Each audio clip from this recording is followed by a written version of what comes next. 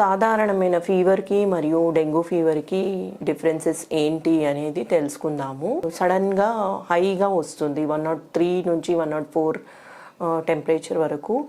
సాధారణ ఫీవర్లో మెల్లిమెల్లిగా 100 మొదలవ్వడం, 100 నుంచి మొదలై మెల్లిమెల్లిగా టెంపరేచర్ అనేది పెరుగుతూ ఉంటుంది. డెంగ్యూలో చూసుకున్నట్లయితే మన కంటి వెనకాల నొప్పి రావడము అలా ఉంటుంది. సాధారణ ఫీవర్లో అరుదుగా చూస్తుంటాము. మరియు కండరాలు, కీళ్ళ నొప్పులు రావడము డెంగ్యూ ఫీవర్లో ఎక్కువగా ఉంటాయి. నార్మల్ సాధారణమైన ఫీవర్లో ఒక మోస్తారుగా ఉంటుంది.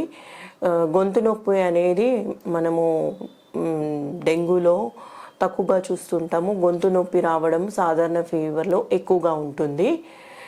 మరియు తలపోటు ముఖ్యమైన విషయము. తలపోటు తీవ్రంగా డెంగ్యూ ఫీవర్లో సివియర్గా ఉంటుంది.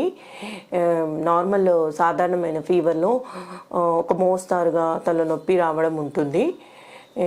మరియు మనకి ర్యాష్ 3-5 రోజుల వ్యవధిలో ర్యాష్ అనేది డెంగ్యూ ఫీవర్లో ఏర్పడుతుంది. దద్దుర్లు రావడము సాధారణ ఫీవర్ తగ్గగానే ర్యాష్ అనేది చిన్న చిన్న కురుపుల్లాగా కూడా ఏర్పడుతుందండి.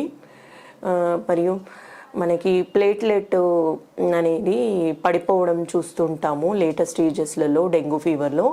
సాధారణమైన ఫీవర్లో ప్లేట్లెట్ కౌంట్ యావరేజ్గానే ఉంటుందండి.